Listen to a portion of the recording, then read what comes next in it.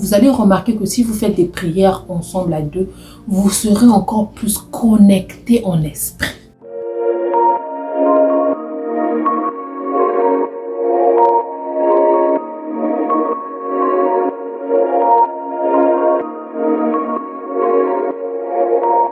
Salut la famille, bonjour et bienvenue à tout le monde. J'espère que vous allez bien. Moi, ça va bien par la grâce de Dieu. Merci.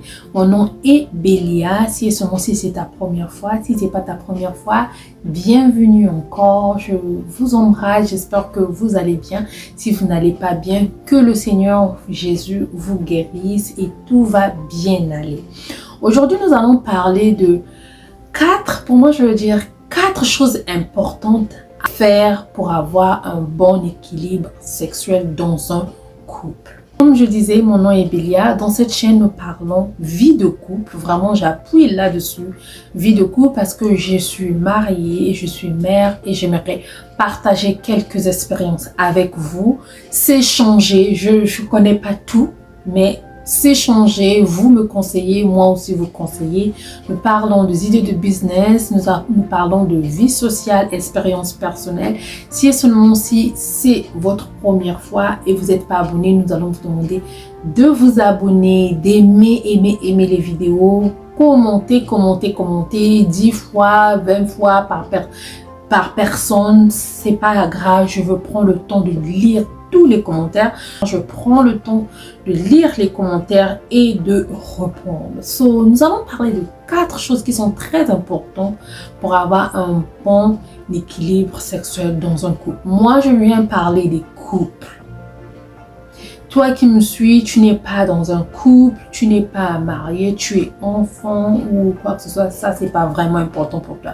Je viens parler pour ceux qui sont mariés, ceux qui sont sur le chemin de se marier. Je viens parler de ceux-là. Je viens pas pousser aux gens de faire quoi que ce soit, mais je viens parler et donner conseil à ceux qui sont mariés ou ceux qui sont sur le chemin de mariage. Premier point pour avoir un bon équilibre sexuel dans un mariage, dans une vie de couple, est d'en parler.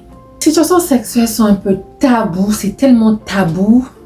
Tabou, c'est quelque chose qu'on n'aime pas parler. Mais pour moi, je me dis que ça doit pas être tabou. Et moi, j'aime pas vraiment rentrer là-dessus, mais j'ai compris depuis que j'ai ouvert cette chaîne que ça me pousse à en parler. Et il y a beaucoup de gens dehors qui sont en train de me suivre, qui ont besoin de savoir, qui ont besoin d'apprendre. Donc, je veux partir pas par pas, je vais faire des petits pas pour rentrer un peu dans cette situation-là, dans ce sujet-là, même si je ne suis pas vraiment dedans. Par la grâce de Dieu, que le Seigneur me donne la force de beaucoup en parler, de rentrer là-dessus. Donc, il faut en parler. C'est quoi en parler? Quand tu es dans une relation, à chacun de nous est différent. Tu peux tomber sur une femme qui n'aime pas trop. Tu peux tomber sur un homme qui aime trop faire cela, des rapports sexuels. Comprenez un peu, je sais qu'il y a beaucoup de gens qui me regardent, il y a même ma famille qui me regarde, mais je vais enlever cette honte-là, mettre à côté. Donc, il faut en parler parce que quand on rentre souvent dans des relations, tu vas te rendre compte parfois que toi, tu n'aimes pas trop, lui, il aime ça trop. Et quand tu en parles pas, où il y a certaines choses que toi, tu aimes faire, et l'autre n'aime pas, ou vous avez des différents goûts dans ce domaine-là et vous n'en parlez pas. Deux fois, l'autre te fait ce qu'il aime et toi, ça te fait mal. C'est comme si on est en train de te violer, on est en train de te faire du mal. Tu n'aimes pas ça, il faut en parler. Ah, moi, j'aime pas ça, j'aime ceci, j'aime cela. J'aime pas ceci, j'aime pas cela. Et lui aussi va te dire, moi j'aime ceci, moi j'aime cela. Et à travers là, ok, bon, par exemple, un homme qui peut dire, moi j'aime que ce soit 4 fois par semaine, par exemple. La femme peut te dire, 4 par semaine, c'est trop. Pour moi, c'est trop. 4 par semaine, c'est trop. Avec le travail, les enfants, les travaux ménagers et tout, 4 fois par semaine, je ne pourrais pas, c'est trop. So, vous allez vous entendre, un compromis à venir au milieu. Dans le sens où ça peut être, bon, ok, 3 par semaine ou 2 par semaine, vous vous entendez. Moi, j'aime pas qu'on me fasse ceci, mais moi, j'aime qu'on me fasse cela. Vous allez trouver, ok, est-ce qu'on peut pas faire ceci pour que ça puisse pas te faire du mal, pas me faire du mal. J'espère que je me fais comprendre. Donc, il faut en parler. Je ne vais pas aller en profondeur, je vais juste sauter là-dessus. Donc, il faut en parler. Le premier point, il faut en parler. Le deuxième point, il faut tenir compte des différences émotionnelles. Nous, les femmes, on agit avec les émotions. Où toute la journée, la femme était là, elle a fait la vaisselle, elle a fait la lessive, elle a balayé la maison, elle s'occupait des enfants, elle a préparé, elle a fait je sais pas quoi. La nuit, elle est fatiguée. Et toi aussi, tu viens encore déranger. Je trouve qu'elle te dit, ah, je peux pas, je suis vraiment fatiguée, je ne peux pas. Il faut prendre compte de l'autre par rapport à ce que l'autre a fait.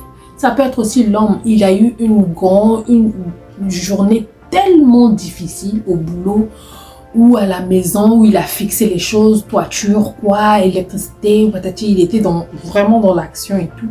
Et que il est fatigué, il ne peut pas, ou mentalement il a reçu un message ou quelque chose qui l'a bouleversé, ou au cas de décès ou quoi que ce soit, c'est-à-dire mentalement le monsieur n'est pas bon, et que toi la femme tu viens le déranger, et qui te dit que je ne peux pas, il faut comprendre l'autre que non. Là, oui, par rapport à la situation, il a trop travaillé, ou bien il a eu un truc au boulot qui n'a pas fait du bien, ou un message ou quoi que ce soit. Il faut que toi, la femme, tu puisses comprendre. Donc, vous devez tenir compte des états émotionnels de vos partenaires. Que ça soit pas répétitif tous les jours quand je viens te déranger, je suis comme ça, tous les jours, ok, aujourd'hui tu as lavé les assiettes comme pour toi la femme, tu as lavé les assiettes, tu as fait la lessive, tu as fait ceci, tu as fait ceci, tu as tellement travaillé la nuit, tu ne peux pas. Demain, ne fais plus les mêmes choses, diminue à faire ça pour que tu puisses satisfaire l'autre parce que l'autre a attendu hier. Hier, l'autre a attendu. Mais parfois, ça va être aussi la nuit que toi, tu es prêt à le faire. Lui aussi, il n'est pas. Donc, vous devez vous entendre. Ou tu t'entends avec lui. Ok, demain, peut-être on peut le faire. Mais s'il y a une condition, demain, j'ai beaucoup de choses à faire. Si et seulement si tu peux m'aider à faire ça, pour que je puisse avoir le temps de me reposer, pour que je puisse être capable de le faire. Vous vous entendez. Donc, il faut prendre compte des états émotionnels de vos partenaires. Si et seulement si jusqu'à là, vous aimez ce que je viens de dire, mets les cœurs. Mets les cœurs. Partage, encourage-moi à venir encore en parler parce que c'est pas vraiment mon terrain. Je suis en train de faire des efforts pour en parler. Donc, encouragez-moi, aimez la vidéo, partagez, mettez les cœurs, commentez. Vraiment, j'espère que quand je vais publier cette vidéo, je vais avoir vraiment un bon revenu, que je serai tellement contente de vos messages. Troisième point, vous devez être unis en esprit. Les gens me disent, quoi, c'est ce que tu veux dire par là? Oui, vous devez être unis en esprit. Quand nous faisons ces relations sexuelles-là, nous partageons des énergies spirituelles. Quand la femme arrive à son point, comme l'homme arrive à son point, il y a des énergies qui se partagent. Donc, pour moi, je vais vous demander de prendre le temps de prier aussi, surtout à deux. Prendre le temps de prier à deux en tant que couple, avant d'aller dormir, prier à deux. Si seulement sur le matin, peut-être à chacun se lève à sa manière ou quoi que ce soit. Mais le soir, ça dépend aussi. Je sais que surtout à l'étranger, des fois, il y a des couples qui se voient même pas. Lui, il sort le matin, l'autre rentre le soir, sort le soir. Je sais, mais trouver des moments à prier ensemble à deux. Vous allez remarquer que si vous faites des prières ensemble à deux, vous serez encore plus connectés en esprit. Et quand vous êtes connectés en esprit, ça flow, c'est-à-dire que, comment je dis ça en français, ça descend, ça coule. Ça coule, l'envie d'avoir besoin de l'autre, l'envie de l'autre va couler. Des fois, on se déteste, quand tu le vois, tu le détestes, même tu la détestes. Mais une fois que tu pries, l'Esprit de Dieu vient enlever ça. Parce que quand on se déteste, c'est le diable qui veut rentrer dedans pour créer quelque chose. Mais quand vous priez à deux, Dieu viendra pour enlever tout ce qui n'est pas bon et vous cherchez à plus vous connecter. Quatrième et dernier point, c'est de ne pas être égoïste.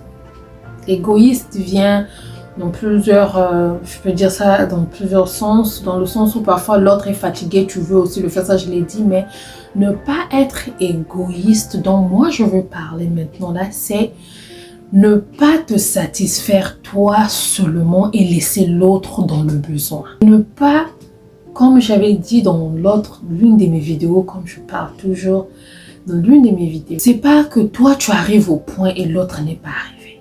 Surtout pour les hommes, c'est pas de venir faire dur ou quoi, blesser, montrer tes forces, tes muscles et tout, truc là, et que tu arrives au point et elle n'est pas arrivée. Non. C'est d'être sûr que ta partenaire est arrivée au point, elle est satisfaite avant que toi tu puisses être satisfait. Donc de ne pas être égoïste, seulement que toi tu te satisfais, elle tu t'occupes pas de ses sentiments à elle, tu t'occupes pas qu'elle arrive, qu'elle n'arrive pas, c'est pas ton problème. Non, ne sois pas égoïste. Ou il y a d'autres femmes aussi, elle est arrivée au point et puis elle veut plus, elle commence à compulser là. Non, tu arrives au point, fais de ton mieux aussi que papa puisse arriver au point pour que ça soit équilibré. Merci d'avoir suivi, j'espère que vous avez aimé. Si seulement si vous avez aimé, faites-le moi savoir, je vous ai dit, c'est un sujet dont j'aime pas parler, mais j'en parle pour vous. Donc si seulement si vous avez aimé, aimez la vidéo, mettez les cœurs, mettez les j'aime, encouragez-moi à revenir encore dans ce genre de sujet. Donc encouragez-moi, j'attends vos messages, j'attends vos commentaires. Merci d'avoir suivi, que le Seigneur Jésus nous garde et nous protège. Essayons de pratiquer ce que j'ai dit et donnez-moi les résultats. On va se voir à la prochaine, gros bisous, bye bye.